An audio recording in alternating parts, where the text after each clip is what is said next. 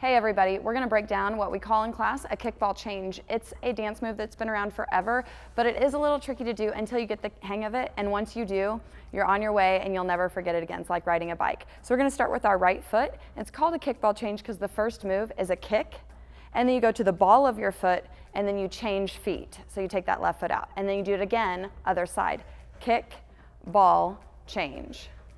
Kick, ball, change. There's a little pause there for the 4. So it's 1, 2, 3. 1, 2, 3. Me and Cami are going to speed this up for you and show you how it's really done in class. Right here, you go 1, 2, 3, 1, 2, 3, 1, 2, 3, 1, 2, 3, and then you just find your groove. You can do different variations, and you can go back, and then back to the side. Hey, right there. So head to a jam class, get your heart rate up while you're having so much fun, you forget you're working out.